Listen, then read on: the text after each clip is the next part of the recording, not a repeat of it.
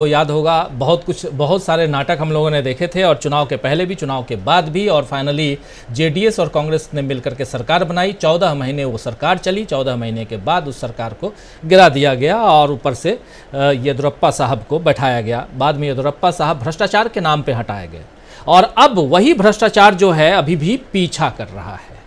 और भ्रष्टाचार को से अपना पीछा छुड़ाने के लिए यहाँ बीजेपी और प्रधानमंत्री नरेंद्र मोदी, यानी पूरा का पूरा जो बीजेपी का कुनबा है, वो कांग्रेस के ऊपर वार कर रहा है। लेकिन जनता देश के चुनाव को नहीं मतलब उस पर वोट नहीं देने जा रही है, बल्कि वहाँ की जनता जो है वहाँ के लिए, यानी कर्नाटक के लिए वोट देने जा रही है।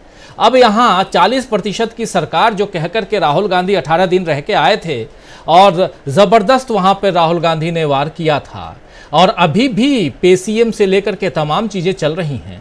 इसमें ऐसे में कितना आगे भ्रष्टाचार पे, क्योंकि तेरा भ्रष्टाचार मेरा भ्रष्टाचार की लड़ाई चल रही है अमलेंदु जी, उसमें कहाँ आप देखते हैं कौन कितना फिट, कौन कितना आगे निकलता हुआ। क्योंकि 2 लोगों को राहुल गांधी दौड़ा करके रोड पे दिखा भी दिए थे कि हमारे ये दोनों नेता 70 साल के ऊपर के हैं, लेकिन कितने फिट हैं, देखो सड़क पे मेरे साथ दौड़ सकते हैं। ये सिद्धारमैया और डीके शिव कुमार की बात आप याद कीजिए।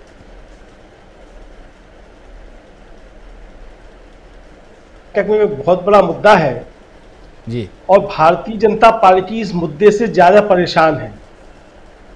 और जो एक ईश्वरप्पा, उनके मंत्री जिनका इस्तीफा लिया गया था, जिनके ऊपर आरोप लगे थे कि वो 40% कमीशन मांग रहे थे, और एक स्वयंसेवक जो था ठेकेदार, वो चिट्ठी लिख करके उसने आत्महत्या कर ली थी, तो उन ईश्वरप्पा की गिरफ्तारी तो अब आज तक नहीं हुई है। हालांकि भारतीय जनता पार्टी अभी तक जो उनको टिकट देने से बचती रही है, अब पता नहीं देगी उन्हें टिकट या नहीं देगी, लेकिन वो जो है हिंदुत्व का झंडा बुलंद किए हुए हैं ईश्वरप्पा। अब इस भ्रष्टाचार की गंगोत्री जो भारतीय जनता पार्टी की, इससे भारतीय जनता पार्टी निजात कैसे पाए, तो उसका उत्तर भारतीय जनता पार्टी के पास एक ही है, जो हम लोग लगातार चर्चा करते रहे कि सांप्रदायिक विभाजन जो है वो उसका एक हथकंडा है। और अभी एक घटना हुई है वहां, जो ओल्ड मैसूरू का एक रामनागरा जिला है, वहां एक जो पशु विक्रेता था उसकी हत्या की गई, और हिंदू मुस्लिम तनाव पैदा करने की वहां काफी ज्यादा कोशिशें की गई हैं। और जो ओल्ड मैसूर का इलाका है राजीव जी, वो कांग्रेस और जेडीएस का गढ़ समझा जाता है, और जो व्यक्ति उसमें आरोपित है, भारतीय जनता पार्टी का नेता जो समझा जाता है, तो वो शायद लिंगायत समुदाय का माना जाता है कि उससे वो आता है। तो इस तरीके की घटनाएं उस इलाके में नहीं होती थी, तो भारतीय जनता पार्टी उस इलाके को भी अब इसमें झोंकना चाहती है, इस आग में। तो ये भारतीय जनता पार्टी की बात कुल मिलाकर रणनीति चल रही है। और देखिए, ये एक रणनीति भारतीय जनता पार्टी की चलती रहती है, और ये उन्होंने पिछले कई चुनाव से इसको उन्होंने भुनाया है एक तरीके से। आपको याद होगा जब उत्तर प्रदेश का चुनाव चल रहा था, तो कर्नाटक में हिजाब एकदम से शुरू हो गया था मसला। तो जब तक उत्तर प्रदेश का चुनाव चला, तब तक कर्नाटक में हिजाब चलता ही रहा। तो अब कर्नाटक में चुनाव है, तो बंगाल और बिहार जो है वो जल रहे हैं। तो ये इनकी जो मोडस ऑपरेंडी है, इसको समझने की असल में आवश्यकता है। अब ये जिस राज्य में चुनाव होते हैं, वहां ये जो है कम हरकतें करते हैं, दूसरे राज्यों में ज्यादा हरकतें करते हैं, और उनकी सूचनाएं जो है उसके जरिए वो उन राज्यों में सांप्रदायिक तनाव पैदा करने की कोशिशें करते हैं।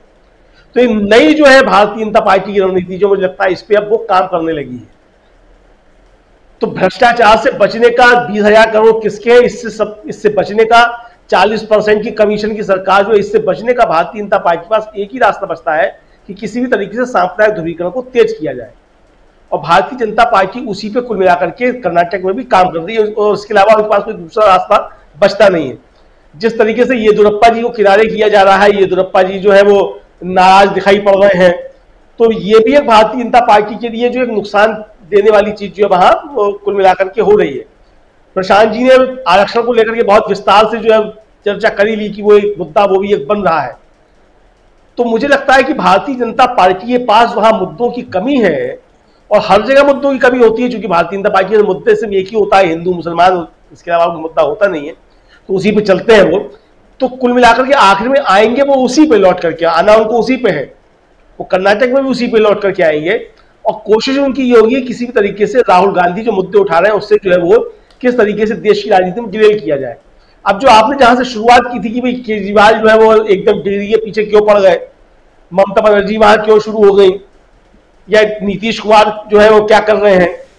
तो ये सब भी राजनीति, अब मैं ये तो नहीं कहा जा सकता कि ये सब जो है वो सब मिलकर के भारतीय जनता पार्टी के लिए काम कर रहे हैं, लेकिन सबके दिमाग में एक खौफ तो है, वो राहुल गांधी का खौफ है।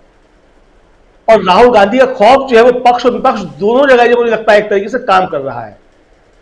अब ये कांग्रेस की अपनी रणनीति है, किस तरीके से वो जो है अपने जो सहयोगी हो सकते हैं उनके दिल से ये खौफ निकाल पाती है कि नहीं निकाल पाती है, और ये समझा पाती है कि नहीं समझा पाती है कि बड़ा खौफ जो है वो भारतीय जनता पार्टी है।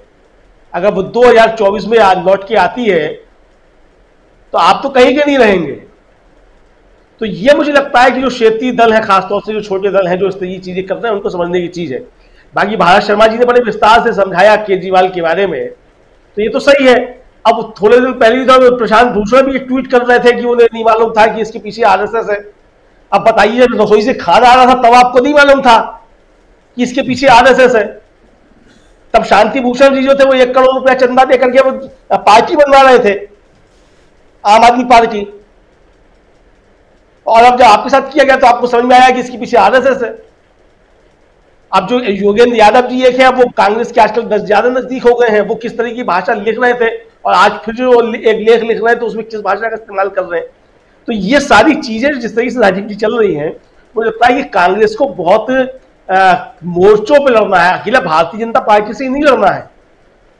जो साथ खड़े दिख रहे हैं उनकी भी रणनीति पे विचार करना है, उनकी राजनीति जो वो क्या है, तो इस पे भी जो कुल मिला के विचार करना है। लेकिन मुझे लगता है कि राहुल गांधी जो चीजें बार बार साफ करते रहे हैं और बार बार वो कहते रहे हैं कि उनका लक्ष्य ना प्रधानमंत्री बनना है ना सरकार बनाना है, उनका लक्ष्य किसी भी तरीके से डेमोक्रेसी को बचाना है।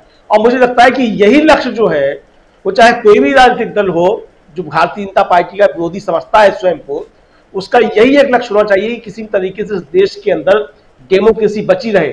अगर डेमोक्रेसी बची रहेगी तो तमाम राजनीतिक दल भी बचे रहेंगे, और डेमोक्रेसी खत्म हो जाएगी तो आप चाहे कांग्रेस से लड़ते रहिए, चाहे राहुल गांधी का खौफ लेकर घूमते रहिए, खत्म आप भी हो जाएंगे। तो ये चीजें अगर नहीं समझ में आती है लोगों को, खासतौर से जो समाजवादी विचारधारा के लोग कहे जाते हैं राजनीति, इनका इतिहास जो है कुल मिलाकर के वो पहले से भी बड़ा ठीक ठाक नहीं रहा है।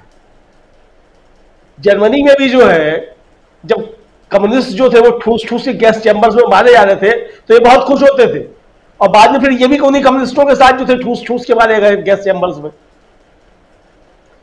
तो ये जो जिस तरीके से समझते हैं, तो मुझे लगता है कि सबसे ज्यादा जो समझने की आवश्यकता है वो कांग्रेस तो अपना रास्ता कर ही रही है। जो विपक्षी दल हैं जो भारतीय जनता पार्टी का स्वयं को विरोधी समझते हैं, और हो सकता है ईमानदारी से विरोध भी करते हो भारतीय जनता पार्टी का, ऐसा नहीं है कि वो बेईमानी से ही करते हो, ईमानदारी से विरोध भी करते हो, लेकिन जो पहला लक्ष्य मुझे लगता है कि उसके बारे में विजन जो है वो क्लियर होना चाहिए कि आपका शत्रु पहला कौन है, और देश के सामने जो बड़ा संकट है वो किसको आप समझ रहे हैं। इस समय देश के सामने बड़ा संकट जो है, अगर ये चीजें स्पष्ट हो जाएंगी तो मुझे लगता है कि सबकी राजनीति जो एक तरफ हो जाएगी, और ये समझाने की जो है मुझे लगता है ये जनता जब अपने पे आएगी तो वो अच्छी तरीके से सबको समझा देगी, पक्ष को भी।